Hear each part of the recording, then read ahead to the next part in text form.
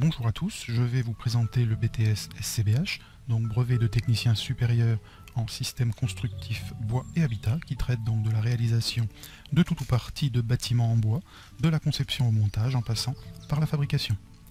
Le type de bâtiment que l'on étudie est très diversifié puisqu'il peut s'agir de maisons individuelles, de bâtiments industriels ou agricoles, ou encore de bâtiments tertiaires, c'est-à-dire de bâtiments destinés à des bureaux, des commerces ou encore des activités sportives.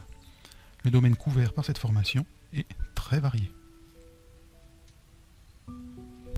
Alors les objectifs de la formation sont les suivants. Donc, tout d'abord recherche de solutions constructives, donc choix d'assemblage ou de matériaux, et recherche également de solutions de mise en œuvre, que ce soit en atelier ou sur chantier. Le dimensionnement des bois donc, permet au bâtiment de résister aux sollicitations liées à son utilisation et aux contraintes climatiques comme le vent ou la neige. L'étude financière des travaux permet de réaliser un chiffrage précis du coût de réalisation d'un bâtiment. La réalisation comporte une partie fabrication en atelier et une partie mise en œuvre sur chantier. Et enfin, l'organisation et le suivi de chantier permet de préparer et de réaliser la phase chantier dans les meilleures conditions possibles en respectant les règles de sécurité. Modalité de formation. Donc la durée de la formation est de 2 ans, comme pour tout BTS. L'effectif au sein de l'établissement pour cette section est de 12 étudiants tous les ans. Les horaires hebdomadaires, donc culture générale et expression, 3 heures, ce qu'on appelle couramment le français. La langue vivante étrangère, 2 heures par semaine, donc ce sera de l'anglais. Les mathématiques, 3 heures. Les sciences physiques et la chimie, 3 heures. L'étude architecturale, donc, qui apporte une approche plus artistique du domaine de la construction, 2 heures par semaine. L'étude et préparation de projet, donc c'est ce qu'on appelle couramment le bureau d'études, dans lequel on étudie le bâtiment, que ce soit au niveau du chiffrage, du dimensionnement, que de la recherche de solutions constructives. Donc 12 heures par semaine, donc 4 heures, sont consacrées au calcul de structure. Organisation et mise en œuvre, donc ça correspond à la préparation et à l'exécution de la fabrication et de la mise en œuvre du bâtiment, 8 heures par semaine.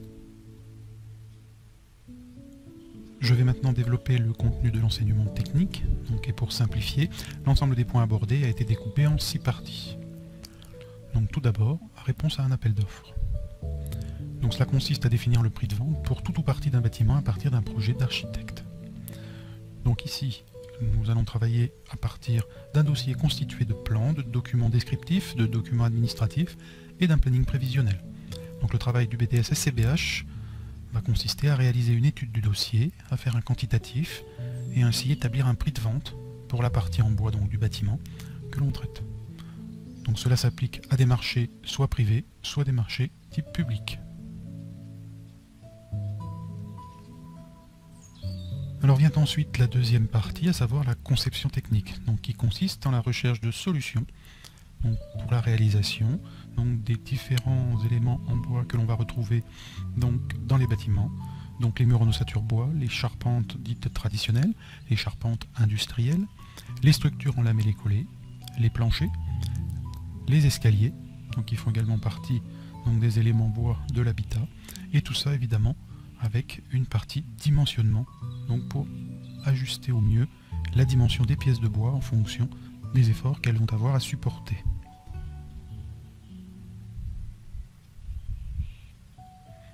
Alors ensuite, nous avons la préparation technique.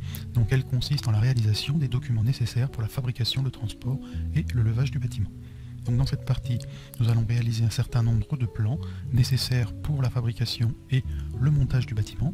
Ces plans seront associés à des détails qui permettront de préciser notamment les points un petit peu particuliers du bâtiment. Nous réaliserons également une planification d'atelier donc pour la fabrication et une planification de chantier donc pour le montage du bâtiment. Le levage devra être organisé pour savoir où et comment on installe les différents éléments, murs, charpentes, etc. Tout ça devra être réalisé en respectant les règles de sécurité. Viennent ensuite donc les activités de production donc qui vont se dérouler à l'atelier. Donc organisation et mise en œuvre de différentes techniques de fabrication. Donc tout d'abord l'organisation est nécessaire pour savoir qui va réaliser quoi et à quel moment. Et puis ensuite les activités donc de mise en œuvre vont être faites donc, sur différents matériels. Donc cela va de l'outillage manuel aux machines à commande numérique, en passant par l'outillage électroportatif et les machines traditionnelles. Donc ensuite nous avons la gestion du chantier. Donc la gestion du chantier consiste à organiser l'intervention de l'entreprise de construction sur le site. Donc il va falloir organiser ce chantier, notamment au niveau de la gestion de la sécurité. Il va falloir également s'occuper du transport et des livraisons. Il va falloir acheminer et installer les différents engins de levage nécessaires. Et enfin, il va falloir également acheminer et s'occuper des différents matériels nécessaires pour le travail en hauteur. Pour terminer donc la réalisation du chantier, donc cette réalisation de chantier va consister essentiellement au levage du bâtiment. Donc au démarrage, il nous faut installer le chantier avec notamment la réception des maçonneries, la gestion de la sécurité donc toujours présente évidemment, le montage d'éléments, notamment de charpente directement sur le site, éventuellement des usinages, donc sur chantier, et puis un élément important, la stabilisation provisoire de nos bâtiments.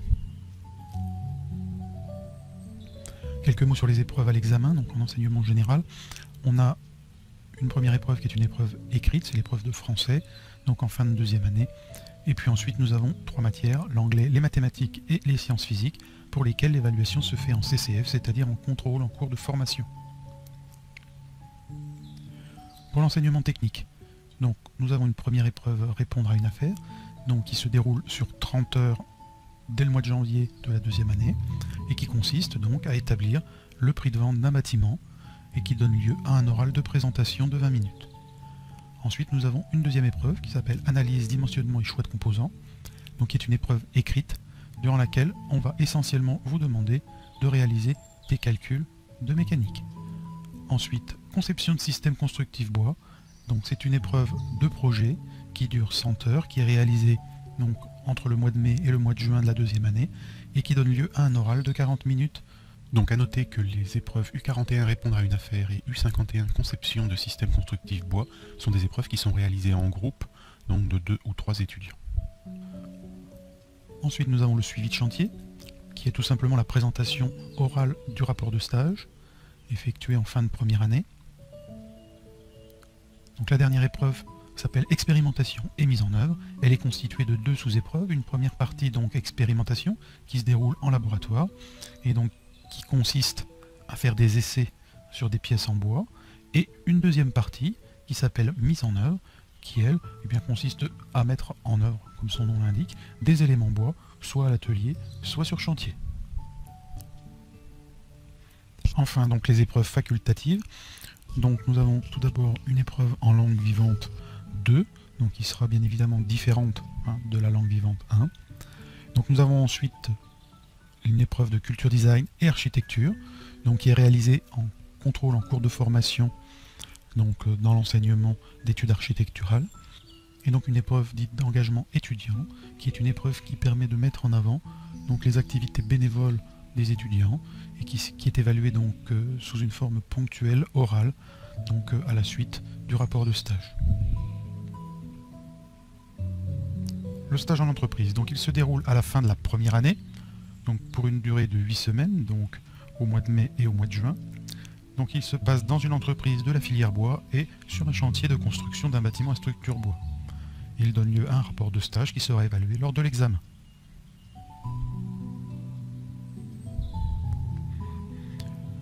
Donc les débouchés professionnels de techniciens supérieurs en SCBH pour intervenir dans les entreprises qui fabriquent et mettent en œuvre des structures, produits et composants en bois utilisés dans l'habitat, seuls ou associés à d'autres matériaux. Il sera capable de travailler dans un bureau d'études à la réalisation de plans d'exécution, notes de calcul et devis.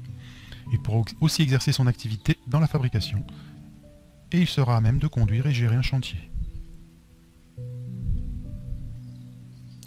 Les profils, donc au niveau du recrutement. Donc le BTS Système Constructif Bois et Habitat est accessible donc aux bacheliers technologiques STI 2D, aux bacheliers généraux donc plutôt scientifiques, aux bacheliers professionnels techniciens constructeurs bois, aux bacheliers professionnels techniciens de fabrication bois et matériaux associés, et enfin aux bacheliers professionnels techniciens menuisiers agenceurs. Les principales qualités requises pour réussir en BTS SCBH sont avoir un esprit logique et scientifique, avoir un esprit d'initiative, être capable de travailler en équipe et être dynamique, autonome et travailleur. Les poursuites d'études possibles. Donc tout d'abord les licences professionnelles et ensuite possibilité également de continuer en école d'ingénieur bois. Merci de votre attention.